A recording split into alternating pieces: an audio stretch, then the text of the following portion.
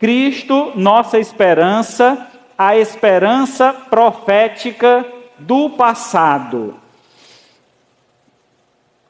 Então, a esperança é ter expectativa que algo vai acontecer. A esperança está ligada à fé, porque a pessoa com esperança acredita em uma coisa que ainda não vê, que está no futuro.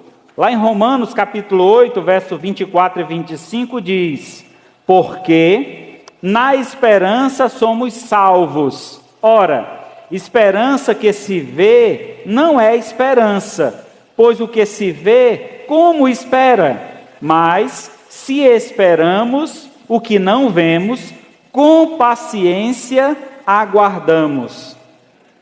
Deus é a esperança de todo cristão, porque Ele sempre cumpre o que promete.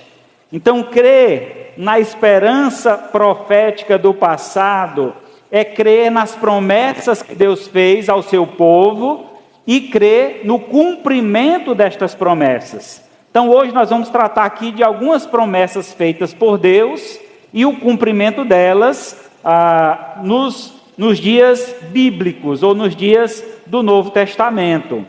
A esperança implica em esperar. Algumas promessas de Deus levam tempo para se cumprir. A esperança é a confiança em Deus que nos ajuda a esperar sem desistir até que as promessas se cumpram. Para isso, precisamos ter fé em Deus. Vejamos então quais profecias trouxeram esperança aos antigos no passado. Primeiramente, a esperança profética da vinda do Filho de Deus. Meus amados irmãos, desde o início da criação, Deus fez uma promessa. Lá no Jardim do Éden, quando Adão e Eva pecaram e Deus então foi julgar o caso deles, Ele fez uma promessa à mulher de que o fruto da mulher destruiria o inimigo, que é Satanás, pisaria na cabeça da serpente, e a serpente lhe feriria o calcanhar. Então, aquela profecia é uma profecia então sobre a vinda de Cristo, do Filho de Deus, daquele que viria para salvar a humanidade, mesmo sendo ele ferido de morte, mas ele venceu a morte para nos trazer vida e vida em abundância. Tendo esta visão, essa compreensão, então todo o enredo da Escritura no Antigo e no Novo Testamento, nós vemos essa perspectiva da vinda do Filho de Deus. Os judeus tinham essa expectativa. Na história do povo de Israel, foi levantado vários salvadores, vou colocar aqui entre aspas, várias pessoas que tomaram, de um certo aspecto, a posição de Cristo, como por exemplo Moisés, quando teve que libertar o povo do Egito, ali ele estava agindo como um Cristo. Temos a história de José, quando ainda antes desse período de Moisés, né, quando antes do povo vir para o Egito, o povo de Deus, que era a família de José, aquilo foi toda uma preparação de Deus. José ter sido vendido, ter chegado no Egito, ter ido servir ao faraó, passar a ser um governador dentro do Egito. Tudo isso foi uma preparação para o que viria a raiz do Messias, de onde Jesus Cristo viria. Então, toda essa preparação foi para se cumprir a profecia da vinda do Filho de Deus. Mas temos um profeta que declarou claramente que este Senhor viria. E ele diz o seguinte, Isaías 7,14: portanto, o Senhor mesmo vos dará um sinal. Eis que uma virgem conceberá e dará à luz um filho, e será o seu nome Emanuel. Jesus Cristo, então, foi proferida essa profecia através do profeta Isaías, 700 anos antes de Jesus Cristo ter nascido. 700 anos antes do nascimento de Cristo. Anunciado de que o Senhor, esse o Senhor aqui, uma referência a Deus, o Criador, ele daria um sinal. E este sinal seria a concepção, de uma virgem. Uma virgem se tornaria grávida, ficaria grávida, e essa gravidez traria luz ao Filho de Deus, ou daria ao Filho de Deus a oportunidade de tornar-se ser humano, assim como nós. E o seu nome seria Emanuel, nome hebraico que significa Deus conosco.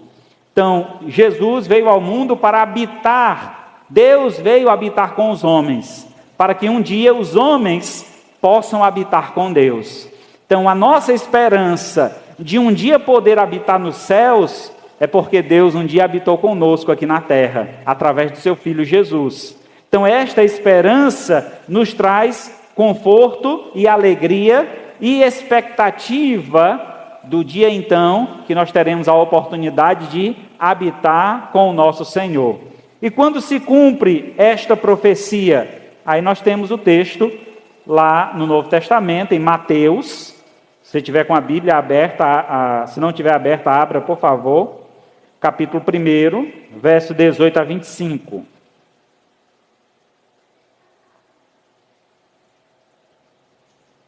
Mateus, capítulo 1, 18 a 25.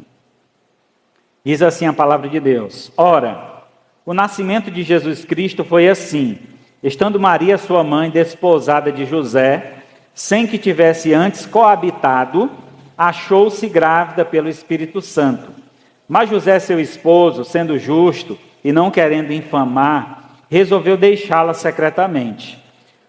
Enquanto ponderava nestas coisas, eis que lhe apareceu em um sonho um anjo do Senhor, dizendo: José, filho de Davi, não temas receber Maria, tua mulher, porque o que nela foi gerado é do Espírito Santo.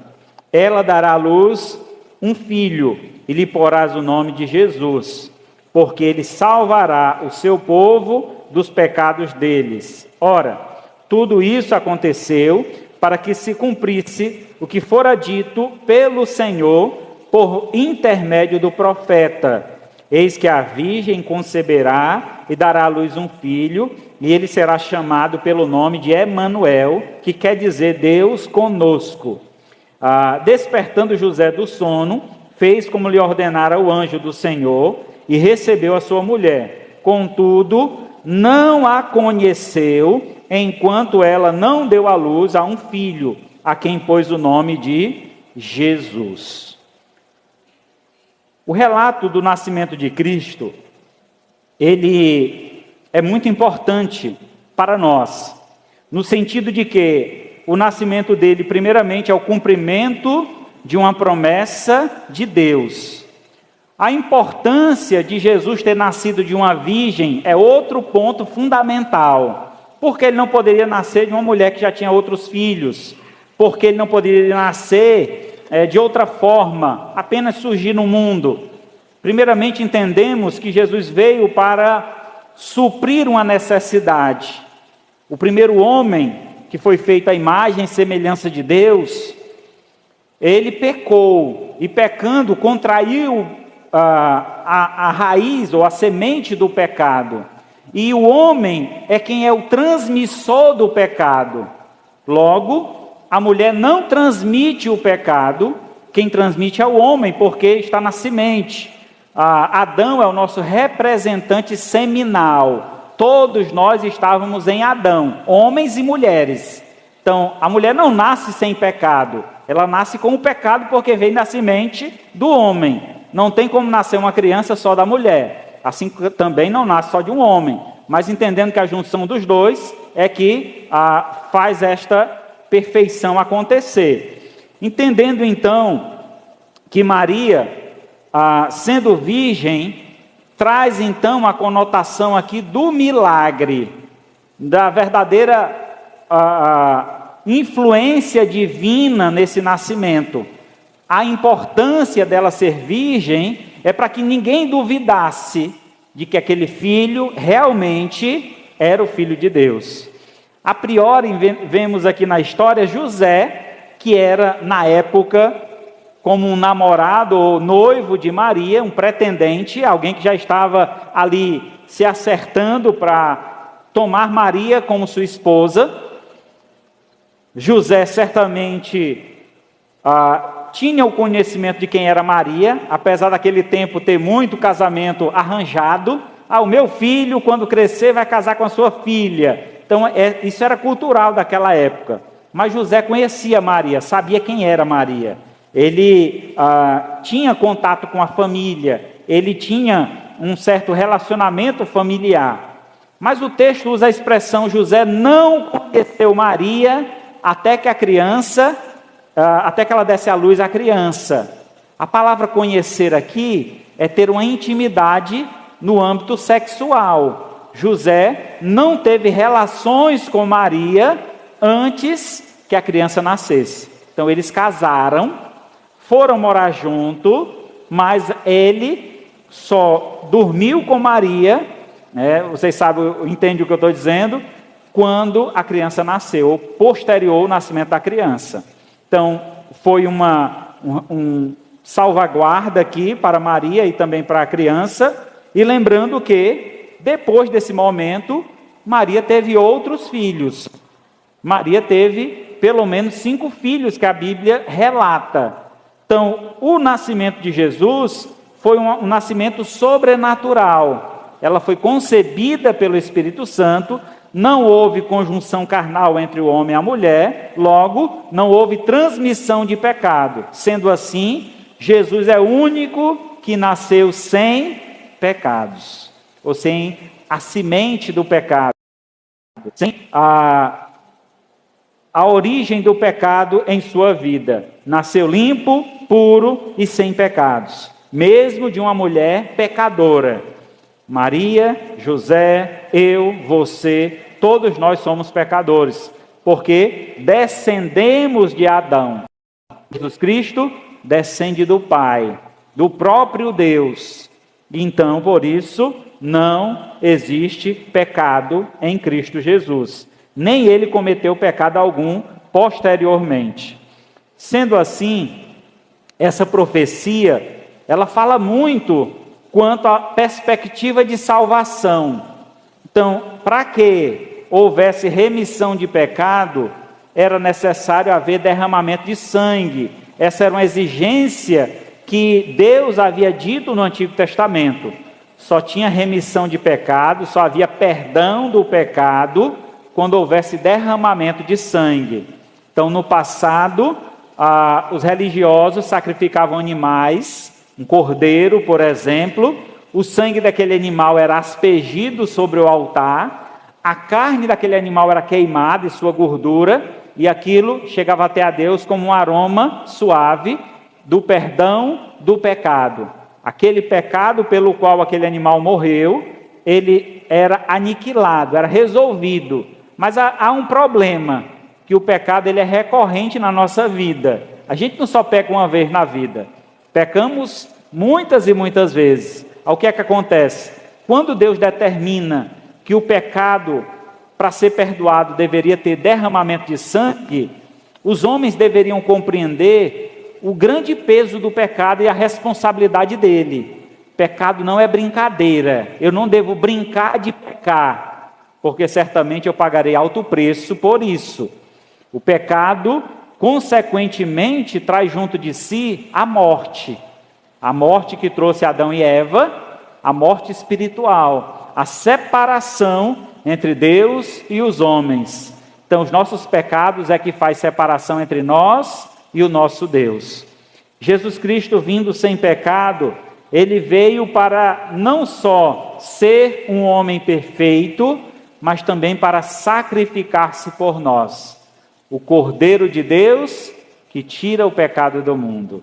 Aquele que veio para nos purificar. Então, através do seu da sua vida, do seu testemunho, nós compreendemos como deve realmente ser um homem que busca agradar a Deus. Então, essa perspectiva que devemos observar e estar cientes nessa esperança de que Cristo, o seu sacrifício, a sua vida, ela nos traz esperança de uma vida nova. Assim como Cristo nasceu, nós também podemos nascer de novo, pois aquele que está em Cristo é nova criatura, as coisas velhas já passaram e eis que tudo se faz novo. Assim como Cristo veio e apresentou uma nova vida, nós também podemos provar desta vida e viver esta nova vida em Cristo Jesus.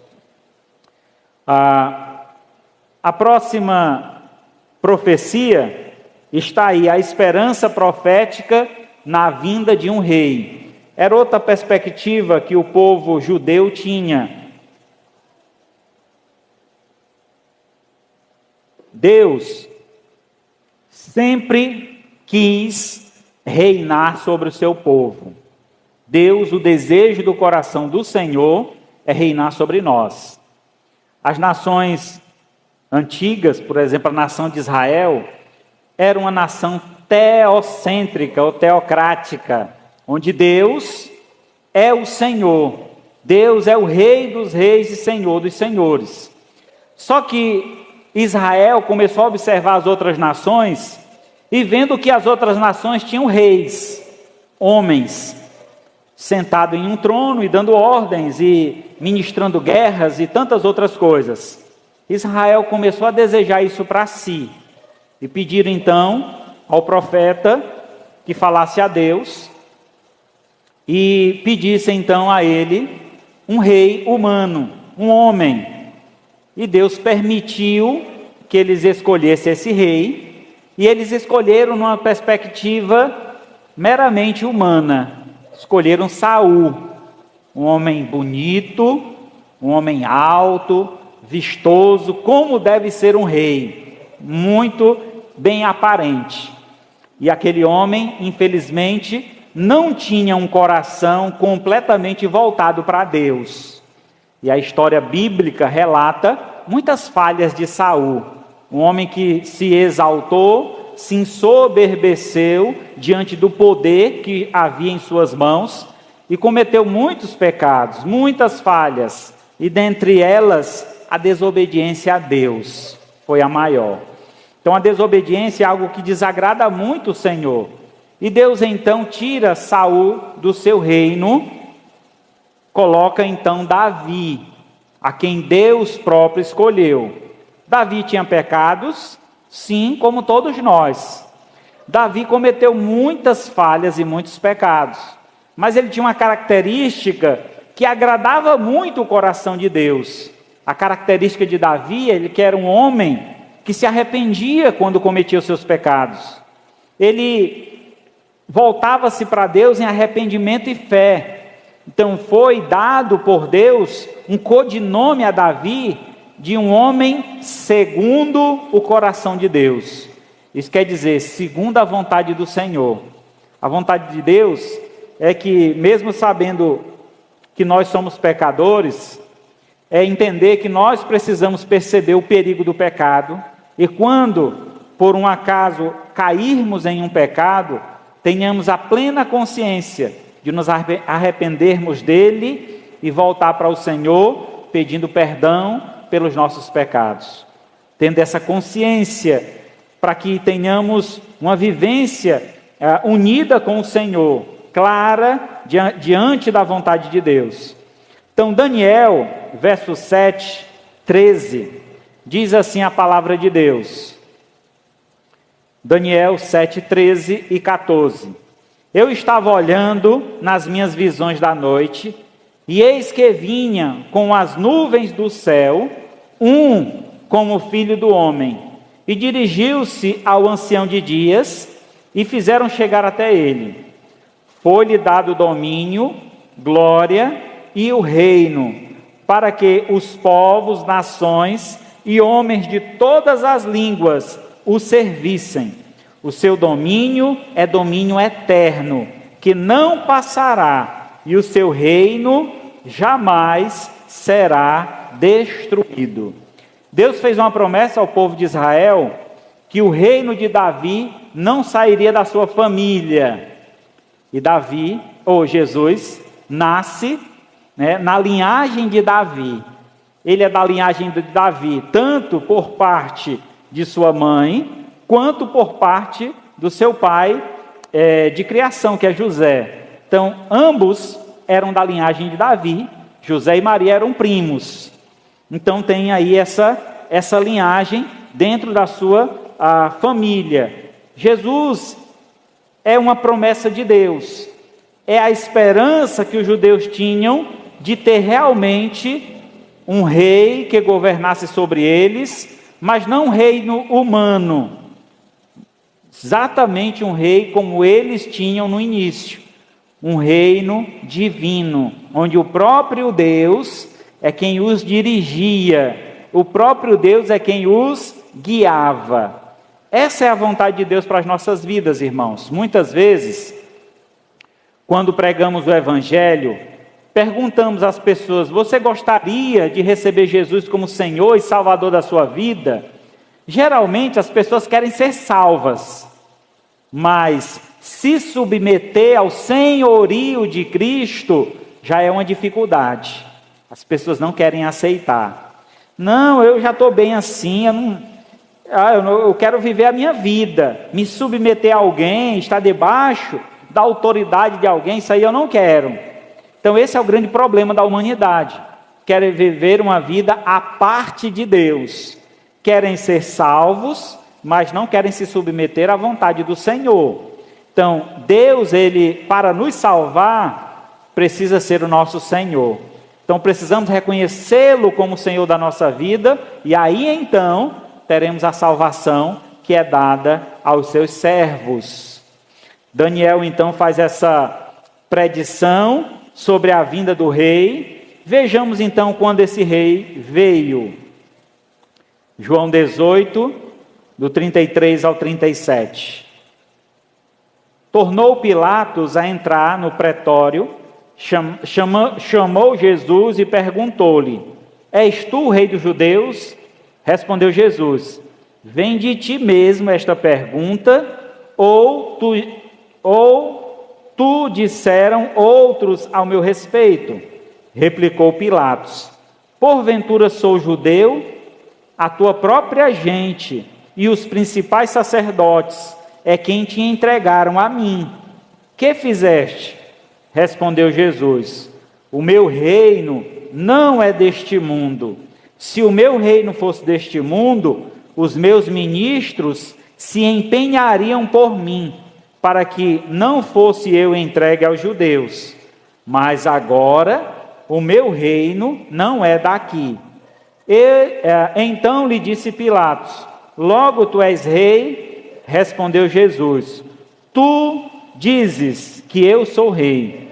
Eu para isso nasci e para isso vim ao mundo, a fim de dar testemunho da verdade. Todo aquele que é da verdade ouve a minha voz. Jesus então, naquele dia exato que ele estava sendo colocado em julgamento, um julgamento completamente errôneo, onde ele não teve direito de defesa, onde não havia testemunhas, as testemunhas compradas. Então, a acusação que foi dada a Jesus era de blasfêmia, e a acusação de blasfêmia não poderia de forma alguma levar alguém à morte, a não ser pelos próprios religiosos. Mas aqui, como um julgamento romano, ele não merecia a morte que lhe foi oferecida, porque a crucificação era uma morte de muita dor, de muito sofrimento, e era destinado pelos romanos somente aos piores marginais, aqueles que haviam cometido alguma atrocidade. A estes era reservado então a morte de cruz. Jesus então é questionado nesse momento onde está sendo julgado, diante ali do povo e diante do governador. Sendo então arguído, é questionado sobre o seu reinado. O povo disse que você é o rei dos judeus. E o que tu tens a dizer? Jesus disse: foi para esse fim que eu vim ao mundo. Eu nasci para isso. Só que o meu reino não é deste mundo. E onde é que o reino de Deus acontece? Ele se inicia, meus amados irmãos, em nosso coração. Quando reconhecemos Jesus como Senhor e Salvador da nossa vida, o trono de Deus se instala em nosso coração e ele passa a habitar em nós. Ele passa a reinar sobre nós. E o reino eterno de Deus, ele se inicia em nosso coração, mas há um dia em que nós iremos para junto do Pai.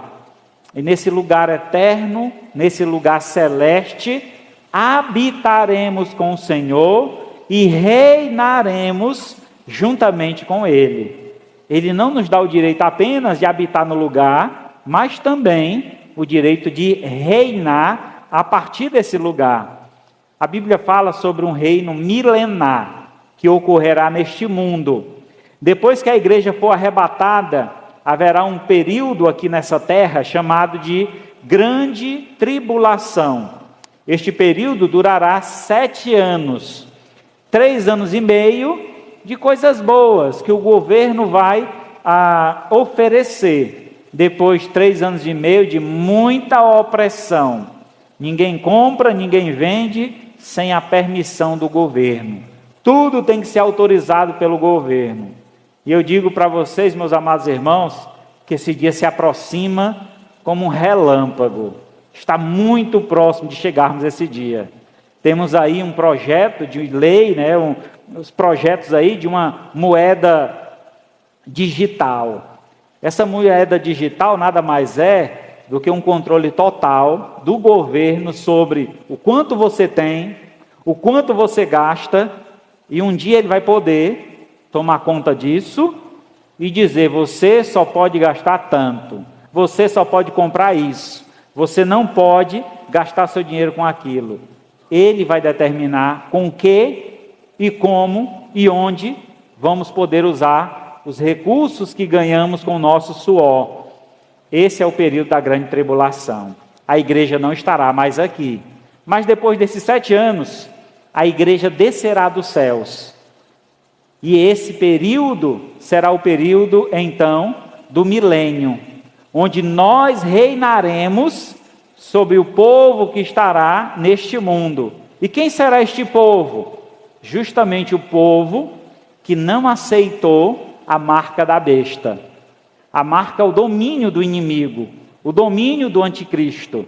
Há muita discussão sobre a marca, já surgiu muitas teorias que a marca era um chip, que a marca era o cartão de crédito Visa, a letra V, I, a letra lá S, A, somando lá as letras da 666. As pessoas então diziam, era muita história disso. Mas o que na verdade significa, irmãos, 666? O texto diz que é número de homem. Quem for entendido, que decifre este segredo. E é interessante porque não é uma coisa muito complicada. O texto diz que essa marca estará na testa e no punho. A testa é uma referência da mente, da consciência, de uma doutrinação, de uma mudança de mentalidade. A mão ou o punho, uma referência de prática, de serviço, uma dominação sobre o controle do que você pode ou não fazer.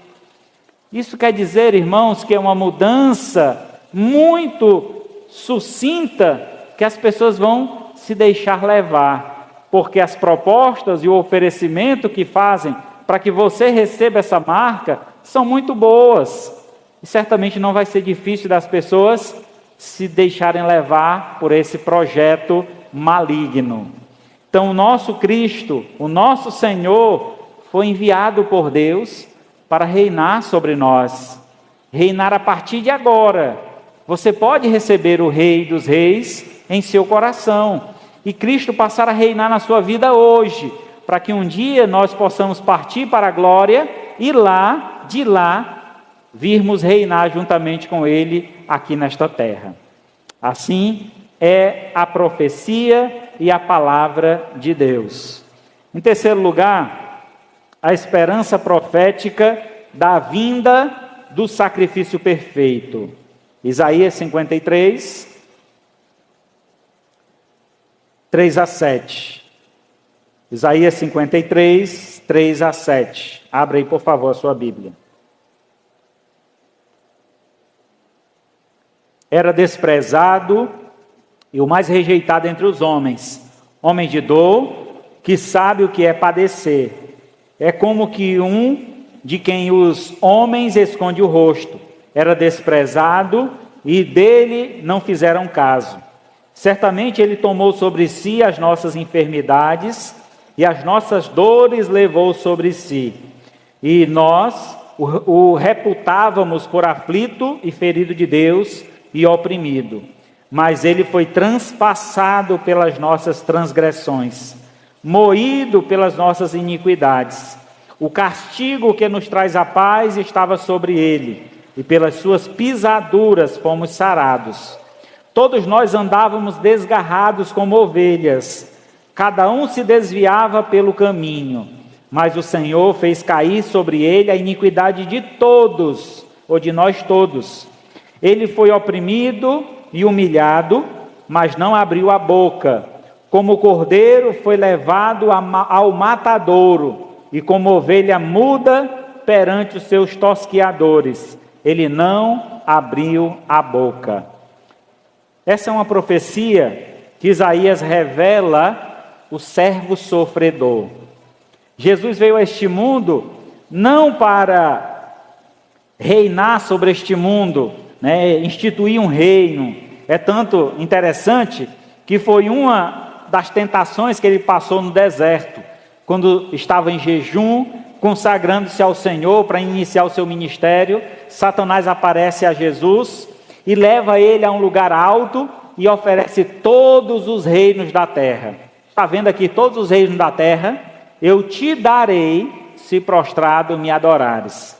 E aí Jesus responde a Satanás: somente a Deus adorarás, somente a Ele prestarás culto. Nesse momento Jesus reconhece, coloca o diabo no seu lugar, dizendo a ele que eu vim a este mundo para pagar o preço, para que todo aquele que em mim crê tenha a vida eterna.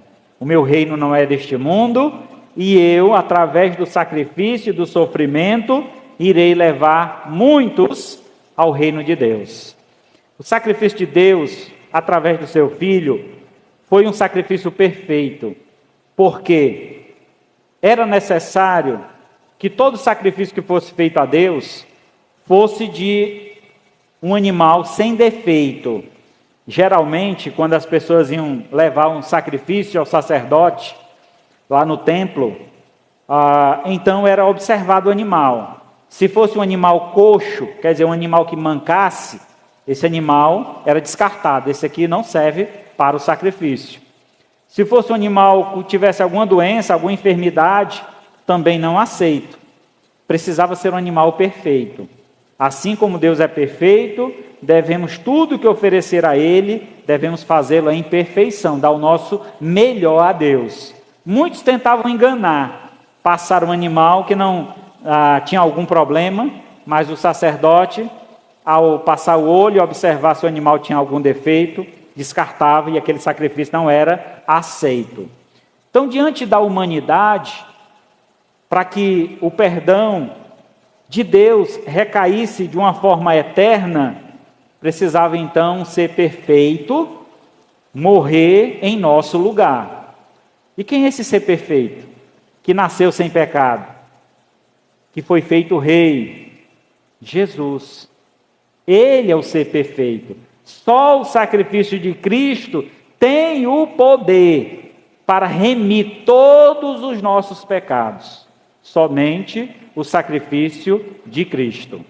Lamentavelmente, irmãos, vemos em alguns grupos religiosos a ideia de que se você se sacrificar, se você sair andando daqui até o Juazeiro do Norte com a pedra na cabeça, Deus vai perdoar esse pecado. É impossível, meu irmão. É impossível. Porque a ofensa que nós cometemos contra Deus, ela é uma ofensa eterna, porque Deus é eterno. Só outro ser eterno poderia perdoar ou pagar o preço pelos nossos pecados. E esse ser eterno é Jesus Cristo. Por esse motivo, o seu sacrifício foi perfeito.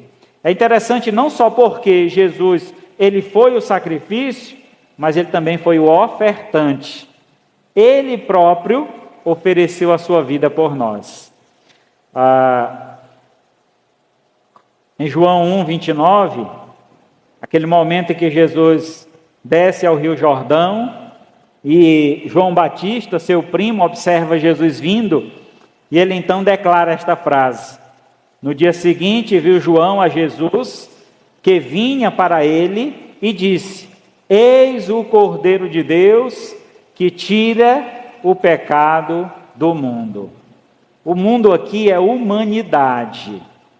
Jesus, o seu sacrifício, ele é suficiente para perdoar os pecados de todos os seres humanos. Ele é suficiente.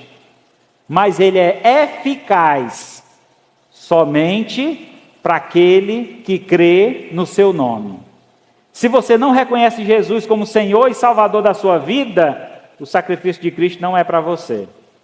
Então eu preciso reconhecer que sou pecador, que preciso do perdão de Deus, para que este sangue remidor seja derramado em meu favor. Seja reconhecido o meu nome lá no livro da vida, e o sangue de Cristo me purifica de todo o pecado. Então é importante haver esse reconhecimento, é importante haver essa disposição de colocar a vida diante do altar de Deus. Não adiantava, por exemplo, no período antigo, digamos que o irmão Fabrício estava indo para o templo, e eu dissesse: Fabrício, vai para onde? Eu vou para o templo. Pois leva esse cordeiro aqui e diz lá o sacerdote para sacrificar em favor do meu pecado. Não era feito assim.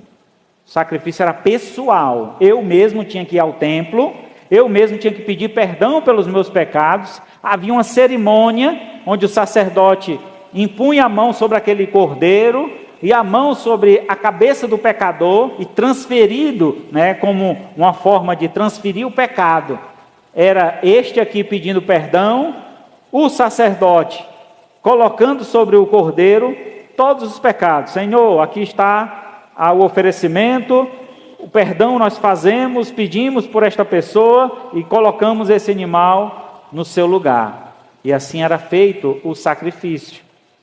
Jesus, ele veio e ele deseja que você reconheça a sua falha, o seu pecado, e peça perdão a ele, para que então o sangue dele tenha eficácia na sua vida. Sem esse reconhecimento, não há remissão de pecados. Se eu não reconheço Jesus como Senhor e Salvador da minha vida, o sangue dele não funciona, não tem eficácia para a minha salvação, porque eu é que estou rejeitando o sangue dele. Eu estou dizendo: eu não preciso do sangue de Jesus, eu posso ser salvo por minha própria conta, pelo meu próprio esforço. E isso é incapaz, é insuficiente. Não é possível o homem ser salvo por si só. Nós necessitamos do Cordeiro de Deus, o Filho de Deus que deu a vida por nós. Esse sim é um sacrifício perfeito. E por último, a esperança profética da vinda da paz perene. Em todos os tempos da humanidade, sempre houve guerras, sempre houve destruição, sempre houve discussões. Vocês lembram do primeiro assassinato que a Bíblia discorre? declara: 2 irmãos, Caim e Abel. Caim matou Abel. Por que motivo? Motivo torpe, inveja. Porque Deus reconheceu o sacrifício do seu irmão e não reconheceu o dele, não o aceitou. Ele não deu valor ao que era o papel do sacrifício. Mesmo a lei ainda não determinando que o sacrifício deveria ser derramamento de sangue, mesmo assim, já tendo o testemunho certamente de Adão e Eva, quando eles pecaram lá no jardim, Deus matou um animal para cobrir Adão e Eva. Certamente essa história foi passando de forma oral, e aí chegou até eles essa compreensão de que um animal foi sacrificado para que então Deus perdoasse Adão e Eva. Entendendo então, nesse sentido, Abel ofereceu um sacrifício de um animal, mas Caim recolheu os frutos. Ele era agricultor, recolheu os melhores frutos. Não foi fruto podre, não. Foi os melhores frutos. Só que entregou lá de uma forma sem um relacionamento. Porque a nossa vida com Deus, irmãos, tudo que Ele espera é uma vida de relacionamento. É falar com Ele. É ter uma intimidade com Deus. Você vê isso, por exemplo, no Pai Nosso. Quando Ele diz: o pão nosso de cada dia, dai-nos quando? Hoje. Quando Deus disse ao povo de Israel que estava no Egito, que eles deveriam pegar o maná todos os dias, somente na sexta-feira, que eles pegavam uma porção dobrada, para não pegar no sábado, que era o dia do descanso do Senhor. Tudo isso Deus está dizendo ao homem: eu quero um relacionamento com vocês. Todos os dias eu vou alimentar vocês. Todos os dias vocês vão pedir a mim o pão de cada dia, reconhecendo que é de mim que vem todas as coisas. Este relacionamento Deus espera de nós, irmãos. Isso quer dizer que, enquanto não reconhecermos que necessitamos de Deus, continuamos em guerra contra Deus, dizendo que nós somos mais importantes do que Deus, dizendo que nós podemos resolver a nossa vida à parte de Deus. Deus, tu fica aí, deixa eu resolver minha vida. Depois o Senhor vem e faz o que quer da minha vida. Não é assim. Deus quer que a gente tenha uma relação com Ele constante, porque sem essa relação há um afastamento, e com esse afastamento nos tornamos inimigos de Deus. Esse foi o grande problema do ser humano ao contrair o pecado. Tornou-se inimigo de Deus. E Jesus veio para pacificar, trazer a paz, unir novamente o homem a Deus. As tentativas humanas para trazer essa paz vêm na palavra religião, a palavra religar. Essa palavra traz a ideia de uma ponte, onde havia uma separação, que é o pecado que faz essa separação, e uma tentativa humana de se ligar a Deus. Vocês lembram no Antigo Testamento, uma tentativa humana de chegar até Deus? Uma torre foi construída, chamada Torre de Babel. E os homens diziam: nós vamos chegar até Deus. Uma tentativa humana. E o que foi que Deus fez com aquela tentativa? Confundiu as línguas, e eles não conseguiram concluir esse projeto. Porque é impossível o homem chegar a Deus por si só. Ele necessita de um intercessor, alguém que rogue por eles. E quem roga por nós? Nós temos um advogado junto ao Pai, o nosso Senhor Jesus Cristo, aquele que morreu por nós. Ele intercede por nós, juntamente com o Espírito Santo que habita em nós hoje. Isaías 9, a partir do verso 6 e 7. Porque um menino vos nasceu, um filho se nos deu, o governo está sobre seus ombros, e o seu nome será Maravilhoso Conselheiro, Deus Forte, Pai da Eternidade e Príncipe da Paz. Para que se aumente o seu governo, venha paz sem fim sobre todo o trono de Davi e sobre o seu reino, para o estabelecer e o firmar mediante o juízo e a justiça, desde agora e para sempre. O zelo do Senhor dos Exércitos fará isso.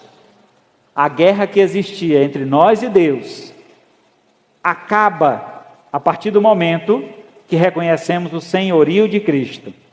Ele veio trazer esta paz sobre nós. Por isso, ele é intitulado o Príncipe da Paz. Essa paz, ela se inicia em nossos dias aqui na terra, mas ela se completa lá no céu, quando nós teremos uma eternidade ao lado de Deus, deixando de ser inimigo e passando a ser filho de Deus.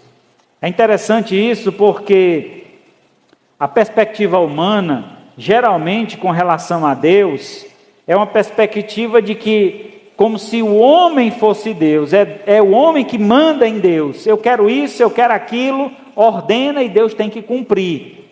E diferente disso, irmãos, o que vemos na Bíblia é que nós somos servos e Ele Senhor.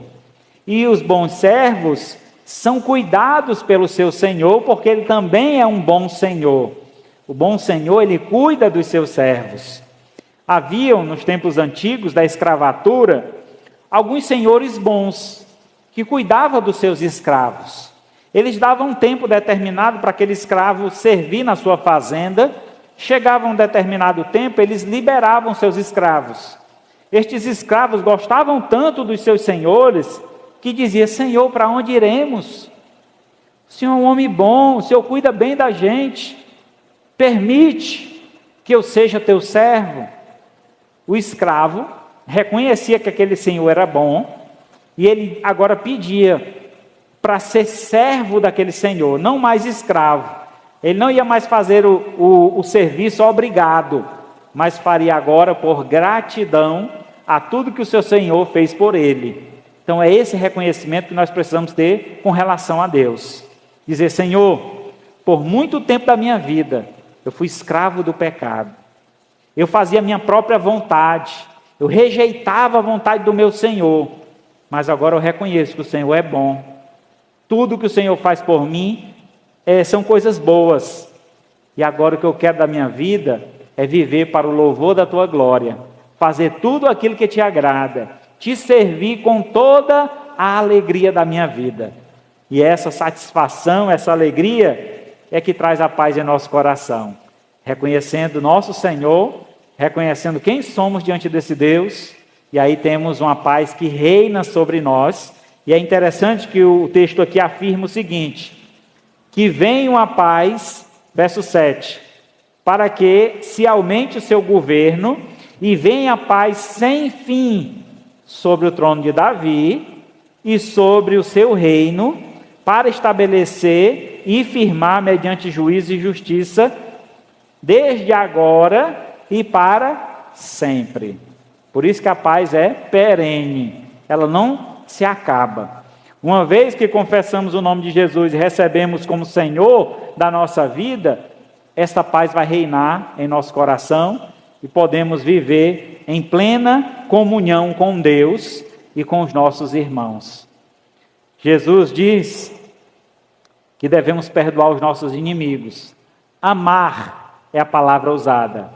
Devemos amar os nossos inimigos, assim como Deus nos amou, perdoando os seus pecados e suas dívidas, para que tenhamos paz com Deus. João 14, 27, deixo-vos a paz, a minha paz vos dou, não vos-la dou como o mundo dá, não se turbe o vosso coração, nem se atemorize. A paz que o mundo oferece é uma paz de altos e baixos. Há períodos que a gente se sente seguro na nossa sociedade, mas há períodos que a gente tem medo de sair na rua e ser assaltado, ser atacado por seja o que for. Então, é uma paz inconstante, mas a paz que Deus tem a nos oferecer, essa paz ela reina em nosso coração e não têm fim. João 16:33. Essas coisas vos tenho dito para que tenhais paz em mim. No mundo passais por aflição, mas tende bom ânimo, porque eu venci o mundo. Jesus fortalece a nossa fé, a nossa esperança, com esta garantia de que nós podemos ter paz nele, mesmo em meio a um mundo de aflições. Conta-se a história que certa vez um homem muito rico, um rei, pediu aos seus servos que trouxessem alguns pintores que pudessem expressar uma paz perfeita. E aí vieram vários pintores com seus quadros. O primeiro trouxe um quadro de um lago, coisa mais linda, aquele lago de água transparente, uma mata ao fundo, o nascer de um sol, a coisa mais linda. O rei olhou, admirou aquele quadro, mas disse: não é essa paz que eu almejo, que eu quero. Trouxeram outro, e esse outro pintou também um quadro muito bonito, de uma praia, um lugar tranquilo, um lugar calmo, sem maré, a água também bem parada. O rei olhou, admirou, achou muito bonito, mas disse: não é essa paz que eu espero. Então chamaram o terceiro, e esse terceiro trouxe um quadro que tinha um trânsito pesado de uma cidade. Havia um semáforo, em cima daquele semáforo o ninho de um pássaro, e este pássaro estava no ninho com seus filhotes, ele colocando comida na boca dos seus filhotes. O rei não entendeu a priori aquele quadro e perguntou ao pintor o significado dele. O pintor então disse: olha, a verdadeira paz está no caos.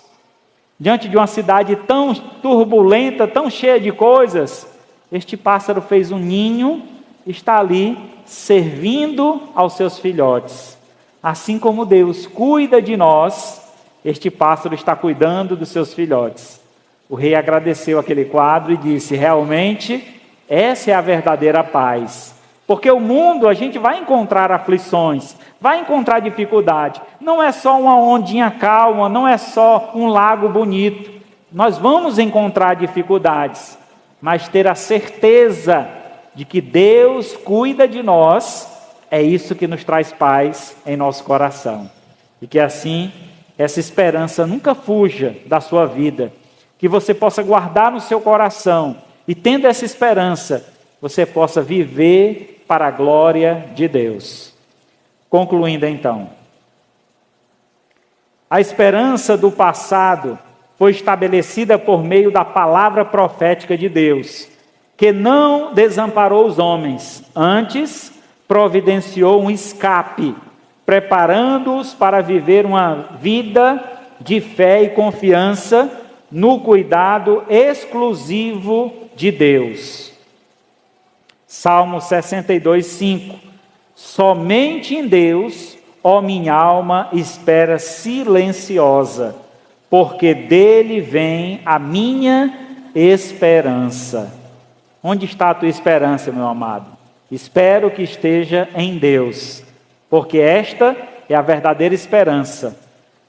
Porque muitas são as promessas que o Senhor fez para nós, e tenha certeza que Ele cumpre cada uma delas, e um dia Ele voltará para nos buscar. Você está preparado? Baixe sua cabeça, vamos falar com Deus.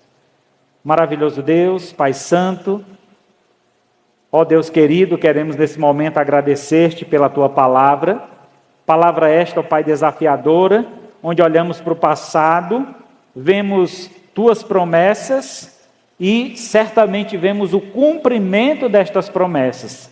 Então, nesta noite, ó Pai, podemos contemplar 4 promessas que o Senhor fez e foram cumpridas e estão sendo cumpridas em nós.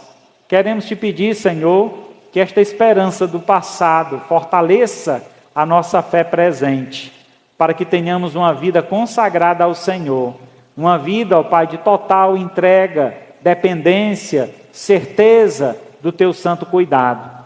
que esta paz reine em nossa vida e a nossa esperança esteja sempre no Senhor, tendo, ó Pai, certeza de que o Senhor há de cumprir tudo o que o Senhor prometeu.